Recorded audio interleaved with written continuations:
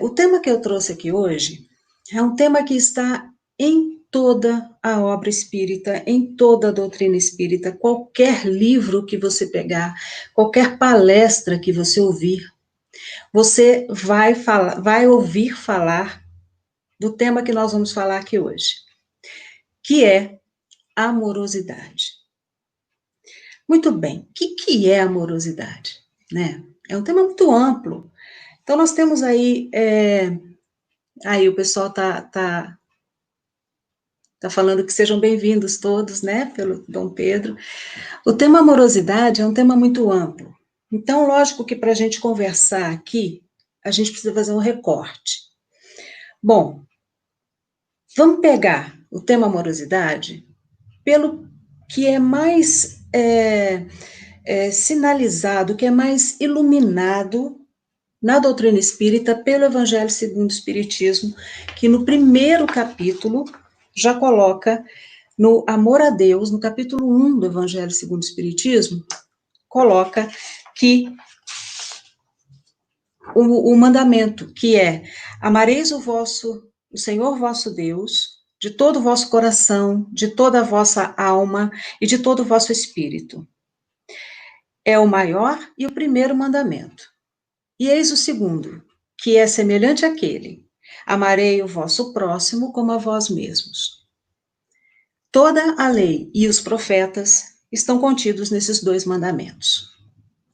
Gente, vamos pegar esse amar a nós mesmos, amar ao próximo como a nós mesmos. É fácil a gente se amar? Será que nós nos amamos? Será que nós... Boa noite, Rose. Será que nós, Ângela, querida, será que nós vamos saber o que é realmente a gente se amar? Então, eu convido vocês a fazer um caminho comigo pela psicologia e pela doutrina espírita, para a gente entender um pouquinho como que não é tão simples a gente se amar, tá? Bom, na psicologia, a gente se preocupa muito com a evolução do ser humano na inserção dele na sociedade. Então, existe o que a gente chama de processo de socialização. Gente, se vocês quiserem trocar comigo, tá? Perguntar, não precisa esperar até o final da palestra, ou da nossa conversa aqui, que não é uma palestra, é uma conversa. Pode escrever, ok? O que vocês acham, o que vocês pensam, dúvida ou colaborações, não tem problema nenhum. No meio da nossa conversa mesmo, tá bom? Então, na psicologia, lá no processo de socialização, quando nós reencarnamos, quando nós nascemos, né, aqui nesse mundo, nós começamos um processo de inserção no meio social. E como que é esse processo? Bom, quando a gente nasce, a gente convive primeiro com o grupo que nos recebe, família, quem cuida de nós. Então, essas pessoas mais próximas, elas vão trazer para esse neném, para esse bebê, as primeiras noções de viver em sociedade. O que é certo, o que não é, para esse grupo. E nós, que estamos numa reencarnação, nós vamos aprender esses valores e vamos nos inserir no mundo, mas com a nossa bagagem espiritual, né? Porque senão, o que acontece? Oh, gente, esse negócio aqui tá meio esquisito, tá? Se eu tirar, vocês não... O que acontece com a bagagem espiritual? Vamos pegar gêmeos. Ah, tem gêmeos. Cada um vai pegar o que puder, o que tiver condições, o que a sua bagagem espiritual lhe permite, dos ensinamentos que ele receber. Porque senão todo mundo seria igual. Então, mesmo que a gente receba na mesma hora, no mesmo momento, como gêmeos, recebem dos pais as mesmas informações, cada um vai entender de um jeito. E assim somos todos nós. nós recebemos esses valores. Testamos os nossos pais, criança testa demais os pais, né? Isso não pode, mas vai tentar de novo. Fez uma gracinha, todo mundo, ah, que lindo! Isso é um reforço. Opa, eu sei que isso aqui fez sucesso, eu sei que eu posso repetir isso aqui. Então, desde pequenininhos, nós aprendemos a atender expectativas. É muito comum um bebê já nascer com o uniforme completo do time do pai e da mãe, porque ele pode escolher, né, a localização no campo que ele vai querer jogar, mas ele já está com todo o uniforme do time do pai e da mãe. Já é uma expectativa. O neném não sabe nem o que é time de futebol, mas já torce para algum. Muito comum também os pais levarem a criança para o lado profissional que eles têm, para que aquela criança continue o seu caminho. Então, as expectativas estão aí, né? Eu tenho expectativa que o meu filho seja lindo, maravilhoso. Eu tenho expectativa que o meu filho seja o mais inteligente de todos. E todas as crianças são o mais inteligente de todos, né? Para os pais, pelo menos. E a gente vai aprendendo a lidar com essas expectativas. Eu vou atendendo, eu vou fazendo o que as pessoas acham que é bom, o que as pessoas acham, valorizam. E aí eu vou crescendo. Bom, vou chegando lá nos grupos diferentes da família. Vou saindo, né? Antes na família, quem tem irmãos, como eu tenho, os irmãos maravilhosos, e que eles viram referência para a gente, para os mais novos, eles viram referência, né? E quem não tem irmãos também arruma alguma referência na família para se espelhar. Sempre em função de uma valorização social. Parabéns, isso está certo. E aí a gente vai crescendo. A gente vai crescendo e entra na puberdade, entra na adolescência. Mas vamos falar da puberdade primeiro. Os primeiros grupos que a gente tem contato. Os primeiros grupos que a gente tem contato na escola já vão trazer outras informações, outros valores. Nós podemos começar a questionar os valores que nós recebemos em casa. Com o tempo passando um pouquinho, nós começamos a questionar isso com mais força na adolescência. Bom, essas outras pessoas, elas vão trazer informações sobre a formação delas, né? Então, por exemplo, na minha casa, nós sempre fomos educados a, quando chegasse na casa de alguém, não abrisse a geladeira. Beleza. Teve uma vez uma amiga minha veio aqui, e a primeira coisa que ela fez foi abrir a geladeira. Eu senti o peso do olhar do meu pai e da minha mãe. Falei, meu Deus, essa menina não vai ser muito valorizada aqui.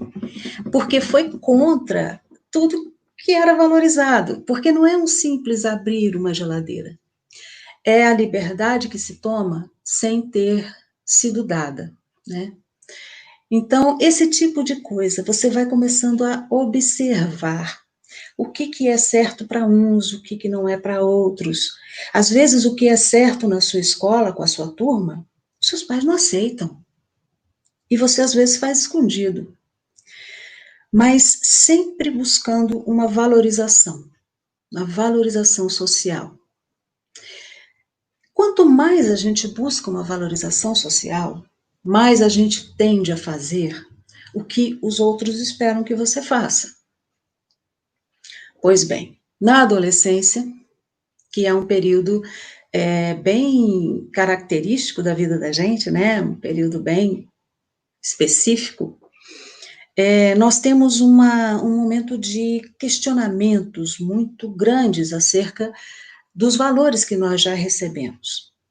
Então, nessa fase, os adolescentes podem falar que os pais estão totalmente errados, que se eles tivessem visto as séries e filmes que eles veem, saberiam muito mais, que a música que os adolescentes gostam é melhor do que a música que os pais gostam, que tudo deles é melhor, geralmente. Por que isso? Porque é uma necessidade de afirmação de lugar, afirmação de, ou eu sou uma pessoa, eu tenho valor, eu também penso sozinho, eu também tenho condições de falar que isso aqui é melhor do que o que você acha. Mas eles não sabem fazer muito bem isso, por isso que tem tanto conflito. Ainda assim, procurando sempre atender à valorização social. Quem aqui, que está aqui nesse grupo que nós estamos conversando hoje, já não fez alguma coisa na adolescência só porque estava no grupo? Ou vestiu uma roupa que não tinha nada a ver com você, ou, sei lá, foi para um lugar que você não iria, ou fez alguma coisa. Peraí, gente, peraí que tem uma pergunta boa aqui. Você está falando que, por tanto condicionamentos, nós não seríamos capazes de nos amar por não sabermos se somos nós? Bom, o que eu entendi o que eu estou fazendo, meu irmão que perguntou, o que eu estou construindo aqui é uma reflexão sobre o tanto que nós somos influenciados pela sociedade. É lógico que nós temos uma essência, é lógico que nós temos uma construção de personalidade. Chega um momento em que essa personalidade não precisa mais de tanta valorização social. Mas o que eu estou falando é que nós aprendemos, nos construímos socialmente dentro desse caráter de valorização social. E para algumas pessoas, isso é essencial, para algumas pessoas é importantíssimo. E para outras, não. Para outras, elas conseguem se desenvolver sem depender tanto dessa valorização. Mas eu ia falar isso mais para frente, viu, querido? Mas tudo bem para responder, tá? Bom, então nós vamos, né, no nosso desenvolvimento. Os adolescentes, eles vão, então, nesse questionamento mais acirrado. Pois bem, aí nós vamos para a vida adulta. E aí pensamos, como que eu vou me estabelecer? Como que eu vou me constituir? Que família que eu vou constituir? Quais são os meus valores? Quem eu sou? Essa pergunta de quem eu sou, na verdade, está sendo feita desde a infância. Mas sempre inseridos no meio social, vivendo na sociedade, nós temos essas interferências sociais. Quem eu sou? Né? O que eu gosto? Ainda assim, nós obedecemos a alguns critérios sociais. Nós temos eu quero ser aquele tipo de profissional ali que eu vejo, eu quero ser respeitado dessa e dessa forma, eu quero ter essa valorização social, eu quero que as pessoas me vejam dessa forma. E aí nós vamos passando a vida, entramos no envelhecimento, e no envelhecimento, ainda assim, nós não somos livres da influência social. As pessoas que chegam no envelhecimento hoje, eles não têm muito direito de envelhecer. Eles têm que ser jovens. Contrário do que uma autora que chama Debert fala do início do século passado. No início do século passado, segundo ela,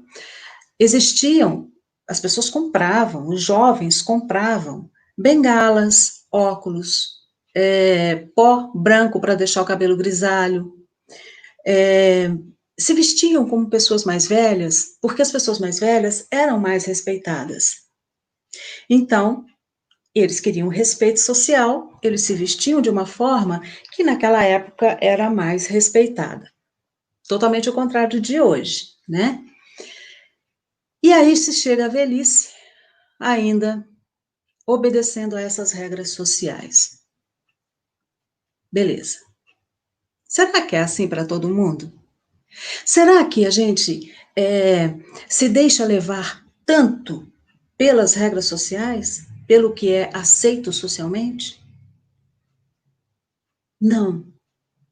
O que vai diferenciar isso é a sua capacidade, a sua coragem de se autoconhecer. Somente buscando o autoconhecimento é que você é capaz de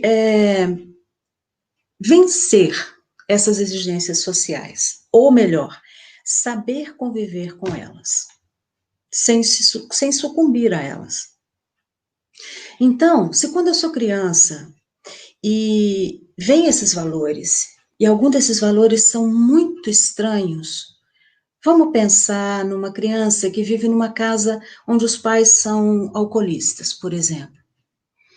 Essa criança, ela pode, mesmo sendo criança, verificar que tem alguma coisa que não está bom ali.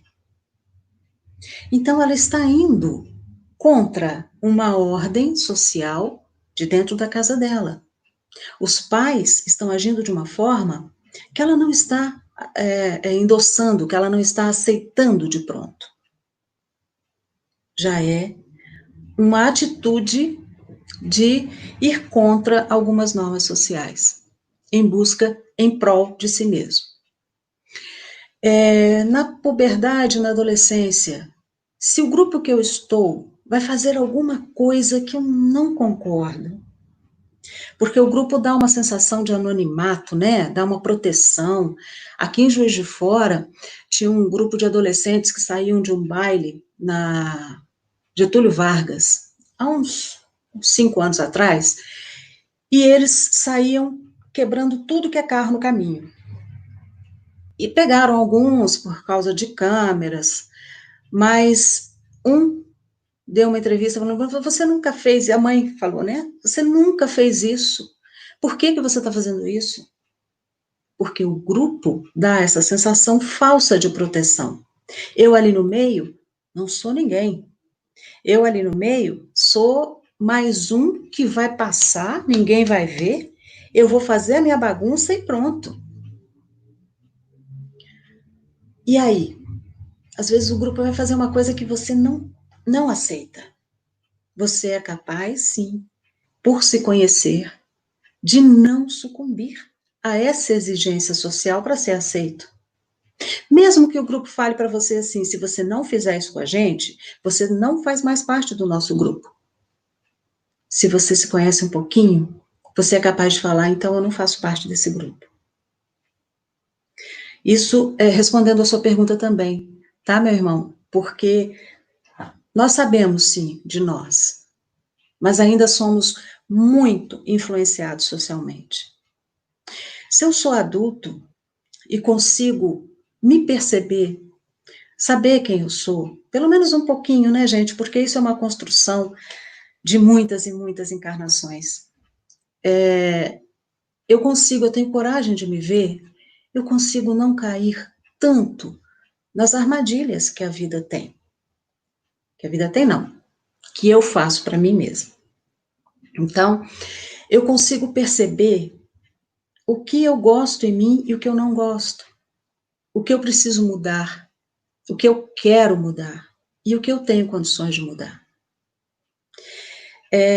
Se eu entro no envelhecimento e percebo também que eu não quero simplesmente obedecer a uma ordem social e fingir que eu sou muito jovem.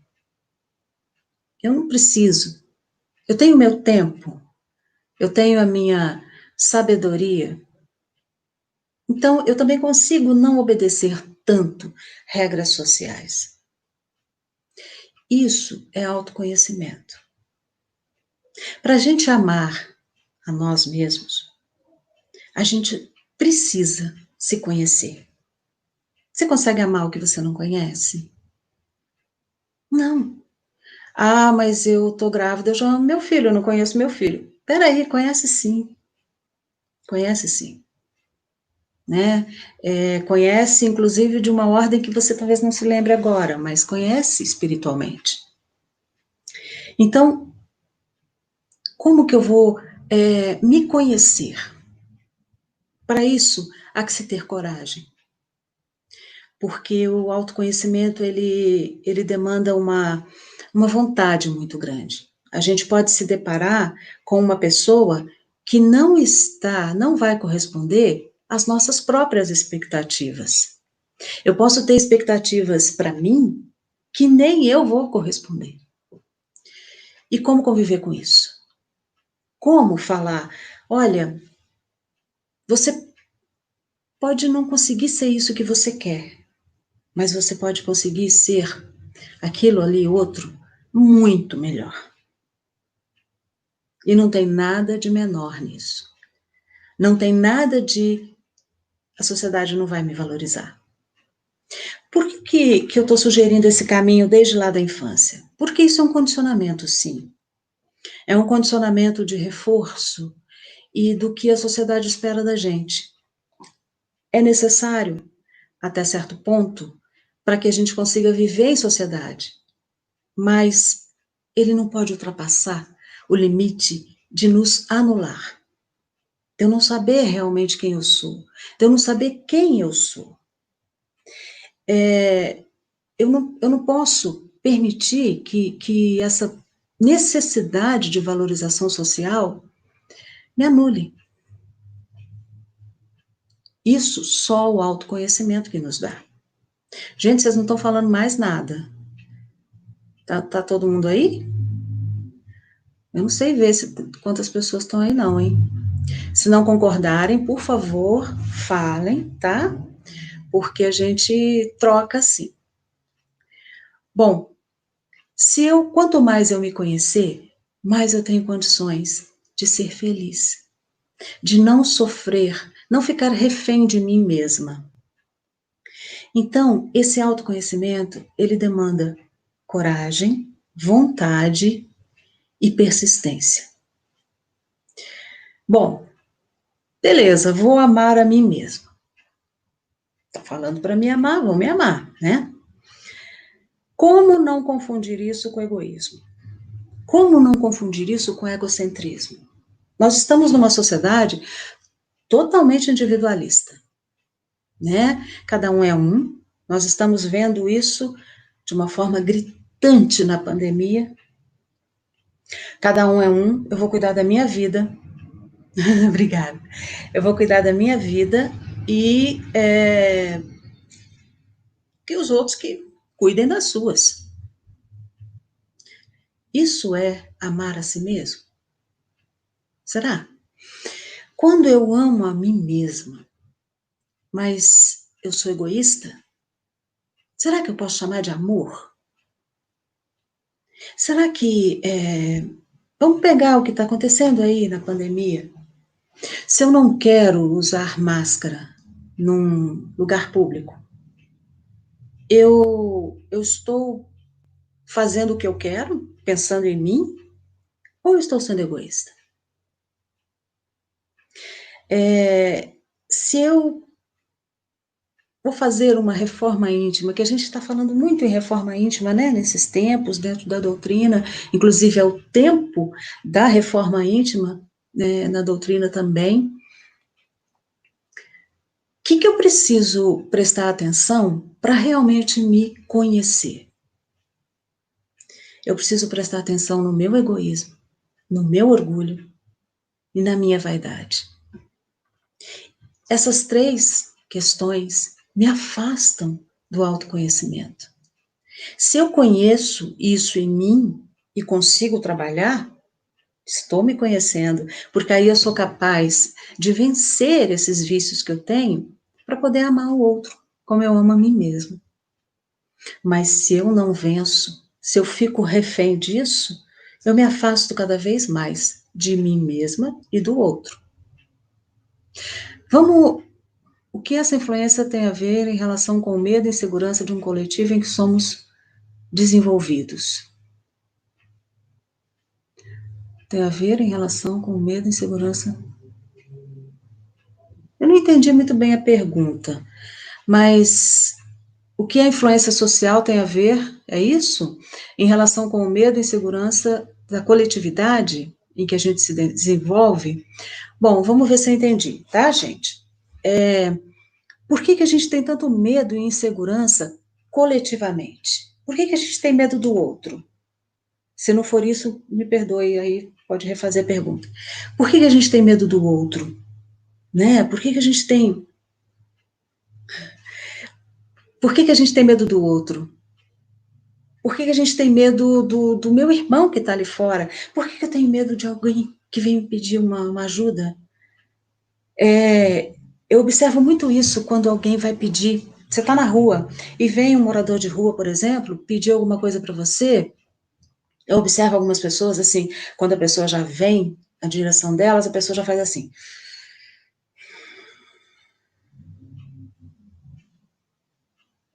Não precisa falar mais nada. E essa pessoa chega e fala assim: tenho nada não, meu amigo. E sai com a consciência limpa porque chamou de meu amigo. Será que é indiferença? Será que é medo? Será que é negação da situação que está vendo ali na sua frente? Pode ser isso tudo, né? A gente aprende a ter medo do outro quando esse outro se torna uma ameaça. Hoje a gente tem medo de uma ameaça invisível, mas as ameaças visíveis também não sumiram. Eu tenho medo que invadam minha casa, então eu tranco minha casa. Eu tenho medo que alguém venha me assaltar na rua, então eu olho para todo mundo com desconfiança. Não sei se vocês observaram, mas hoje em dia a máscara que a gente tem que usar, as pessoas não estão se olhando. É muito interessante. Você vai no supermercado, por exemplo, as pessoas não se olham mais, elas não se cumprimentam. Eu faço questão de cumprimentar para provocar um pouquinho, mas as pessoas se cumprimentam meio assim com raiva, tipo, sai para lá. Mecanismos de defesa de um desconhecido que está dando medo. A gente não sabe do que ele é capaz. Melhor, sabe um pouco, né, já. Mas a gente não sabe onde ele está, a gente não sabe se a gente é vítima. Então, todo mundo é ameaça. É uma adaptação a um momento totalmente novo e a gente vai precisar reconstruir essas relações. Porque a gente não vive sem relações, graças a Deus. Então, nós vamos precisar reconstruir essas relações, sabe? Se eu olhar para alguém na rua, eu não vou pegar Covid.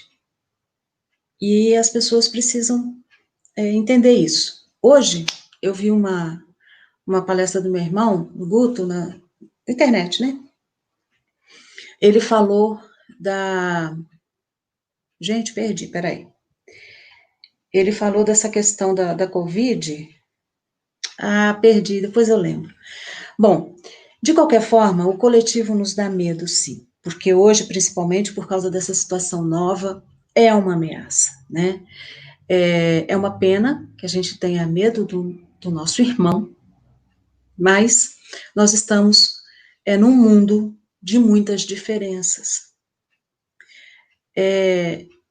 Essa pessoa que, um morador de rua, veio pedir um dinheiro e tratou desse jeito, se a gente falar em empatia, ela teve empatia? Aí alguém pode falar assim, mas eu não sou um morador de rua, eu não tenho como me colocar no lugar dele. Não, você tem sim, mas tudo bem. Vamos imaginar então que você foi pedir aumento para o seu chefe. E você chegou, e ele já sabia que você ia pedir aumento. Você já foi para o lado dele, ele fez assim. É a mesma reação. Como que você se sentiria? Isso é amar ao próximo como a si mesmo. Mas eu só posso amar ao próximo se eu sei me amar. E amar a mim mesmo é fugir do meu egoísmo, é fugir do meu egocentrismo, da minha vaidade. Amar ao próximo como a mim mesmo é dar a ele o mesmo respeito que eu me dou ou que eu gostaria de ser tratado, com o qual eu gostaria de ser tratado. É dar a quem eu não conheço, que está andando na rua, a mesma consideração, o mesmo carinho, nem que seja de longe, que eu gostaria de receber. Isso é amar ao próximo. Mas a gente, tá bom, a gente faz isso, a gente, e a angústia, Rose, como assim a angústia? A angústia que a gente sente nesse momento que a gente está vivendo, ou a angústia normal da vida? Você pode explicar mais um pouquinho, por favor? Então, se eu trato o outro com o mesmo respeito que eu espero ser tratada, eu estou amando esse outro. Muita gente entende as coisas assim, eu vou amar o outro como a mim mesmo, mas e se tiver que escolher entre mim e ele, eu vou escolher a mim? Gente, é muito importante a gente entender, né, o que está sendo falado. É como a expressão amar ao seu inimigo. A gente fala isso muito no centro, né? Tem gente que fala assim, mas eu vou conviver com quem não gosta de mim, eu vou conviver com quem me maltratou, eu vou ficar amigo da pessoa que, poxa, não gosta de mim. Não é isso. É você não dar a essa pessoa o que ele te deu. Se ele te agrediu, não devolva a agressão. Isso é dar a outra face. A outra face da moeda, a outra face da ação. Se alguém te fez mal, você vai amar essa pessoa se você não fizer o mal a ela. Não precisa ser amiguinho, não precisa convidar para sair, não precisa ficar de abracinho, não é isso. É não fazer o mal.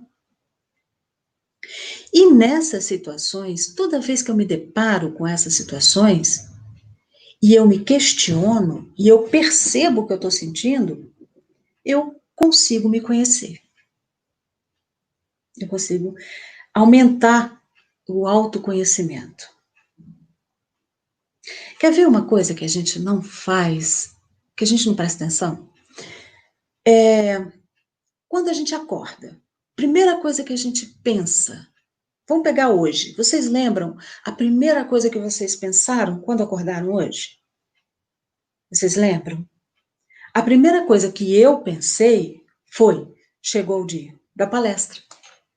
Porque eu tô nervosa, né? E o que eu senti?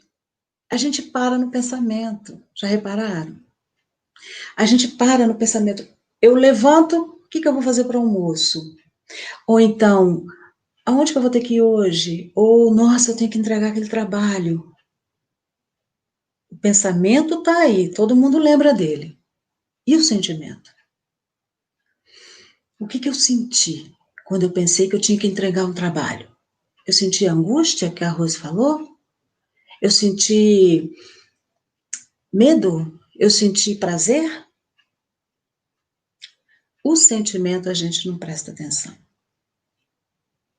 A gente guarda na gaveta. E é esse o sentimento que a gente tem que prestar atenção. Se eu tô na rua e vejo alguém com uma roupa maravilhosa e sinto inveja, eu tenho que prestar atenção nesse sentimento. Eu não posso fazer de conta que eu não senti. Se eu prestar atenção, opa, senti inveja. O que eu posso fazer com isso? Só a partir do momento que eu sei, que eu reconheço, que eu percebo que eu senti, é que eu posso fazer alguma coisa com isso. Assim como a angústia. A angústia, ele é um sentimento que não tem, muitas vezes a gente não acha um motivo. É um sentimento que permeia tudo. Por isso que está muito associado com depressão, muitas vezes, né? A angústia, você sente, nossa, tem uma coisa me apertando, tem uma coisa ruim, tem uma sensação de que vai acontecer alguma coisa ruim. Por quê?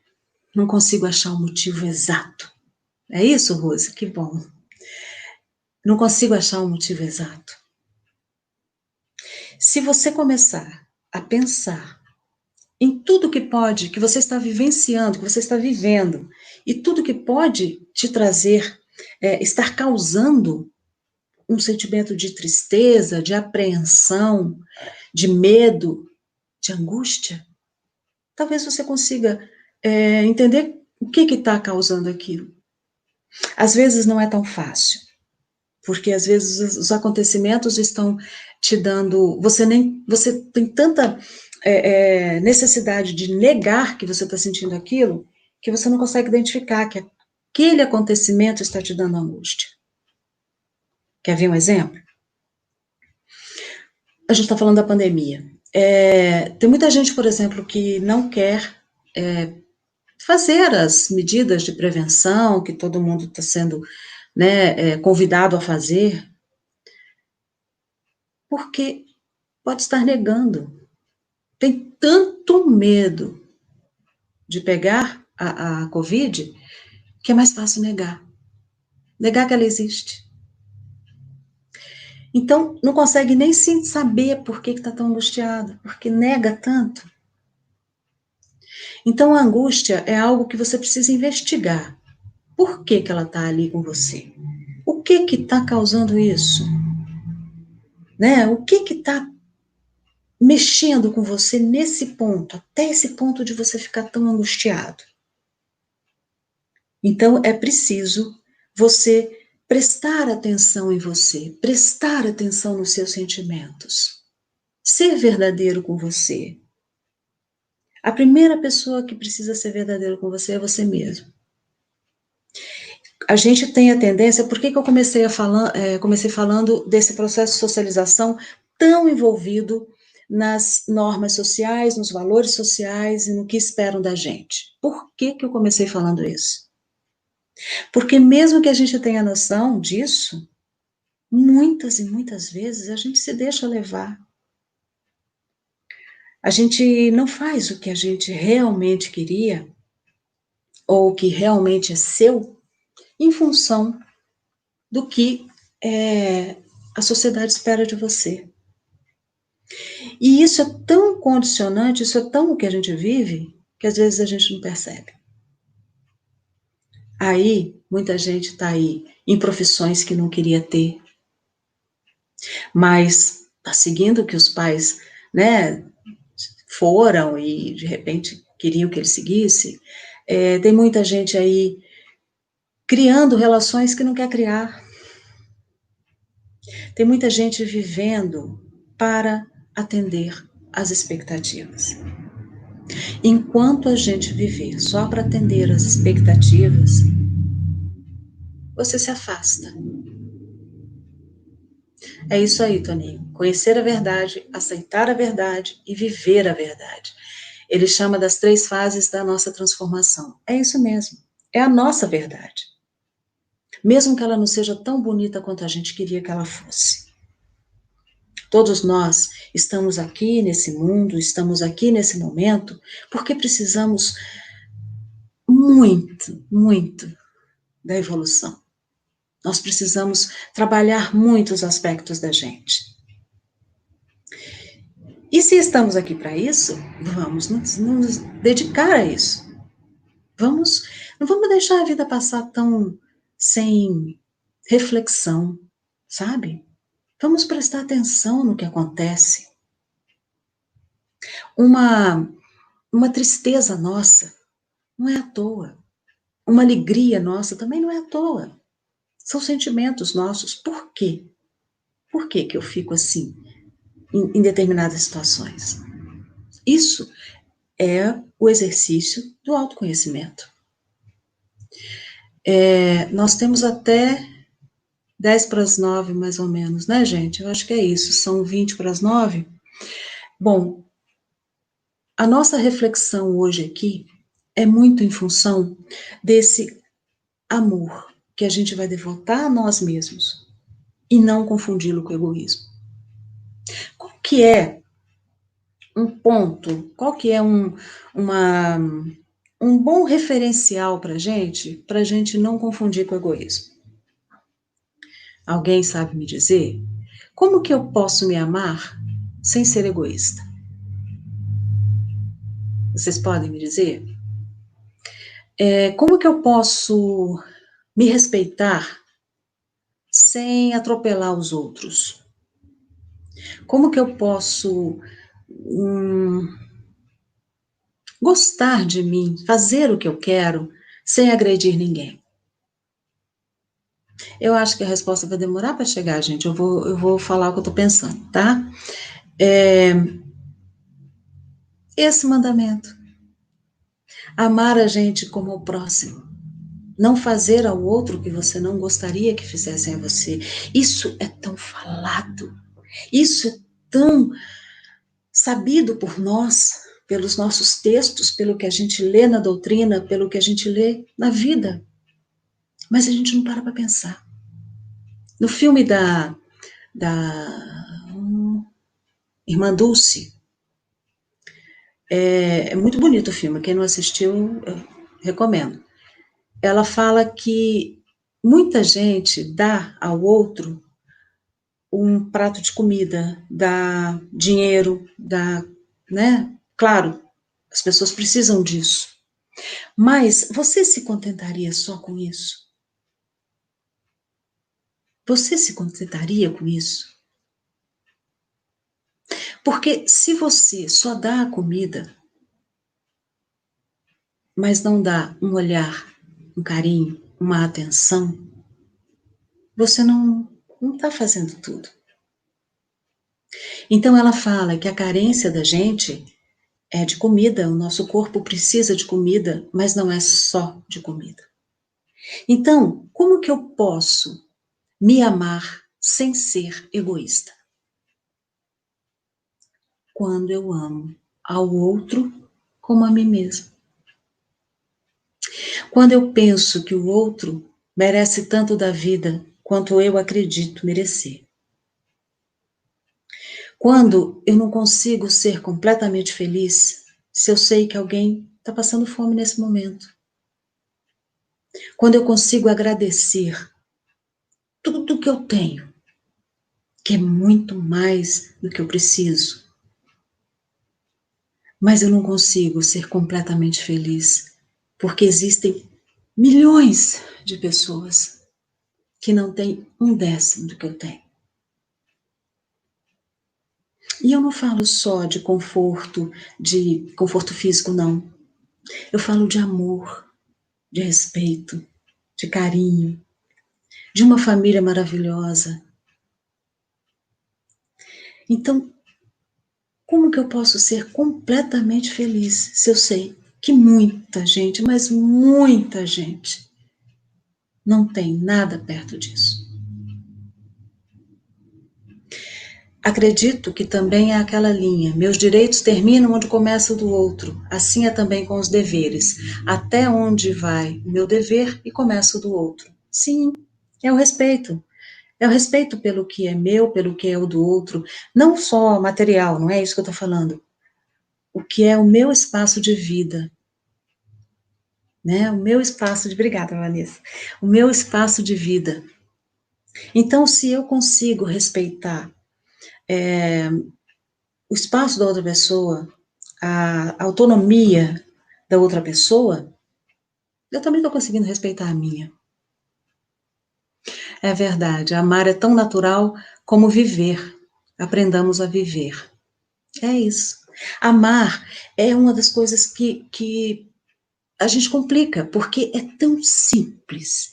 Mas para variar, né, a gente complica. A gente põe tantas condições no amor, e na verdade o amor não tem nenhuma condição. Ele é incondicional. E quando a gente aprende a amar assim, aí nós conseguimos ver o mundo de uma outra forma. Todos nós podemos caminhar esse caminho. Temos muito, muito, muito que aprender. Temos muito que aprender a amar. Mas estamos nesse caminho para isso. Eu queria ler para vocês uma redação feita. Peraí, deixa eu pegar aqui a redação do Momento Espírita, com base no capítulo 13 do livro Amor, Imbatível Amor, de Joana de Ângeles, psicografia de Divaldo Franco. Bom, eu vou ler um pedacinho aqui, que é mais ou menos o que a gente falou aqui o tempo todo, tá bom? De que forma amar a si mesmo?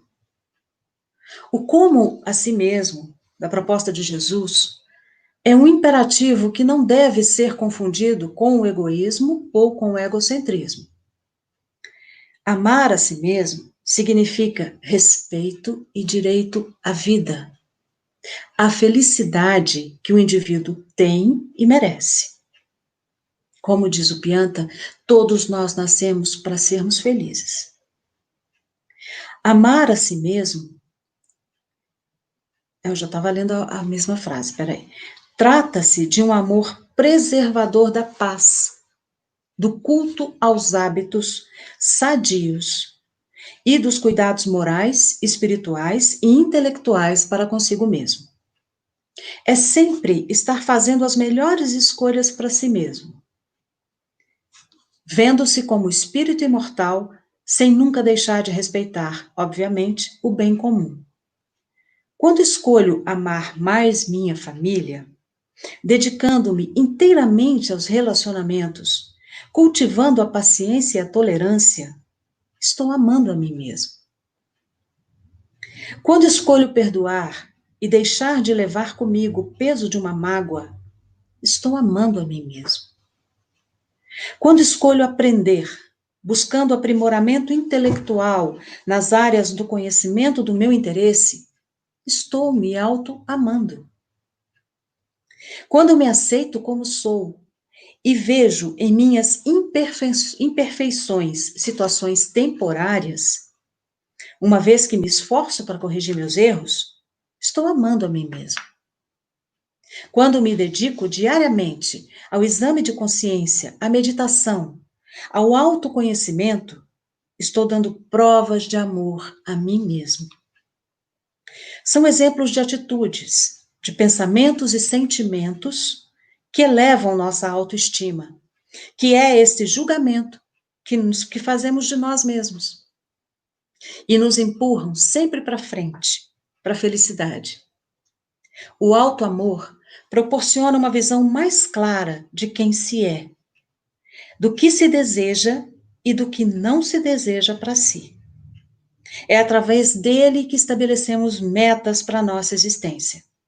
Metas educacionais, familiares, sociais, artísticas, econômicas e espirituais, pensando em nós não apenas agora, mas nos cuidados para com o futuro. Somos todos importantes.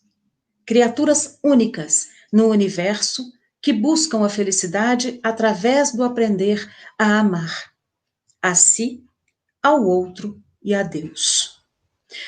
Ame a você mesmo enquanto é hoje. Gente, é essa mensagem que eu queria discutir aqui com vocês, que eu queria trazer essa reflexão, porque ela não tem fim. É um exercício contínuo. E eu desejo muito, muito que a gente se dedique a esse exercício de amar a si mesmo, amar ao próximo e amar a Deus. A doutrina espírita nos dá um caminho muito claro, iluminado, para seguir nessa trilha.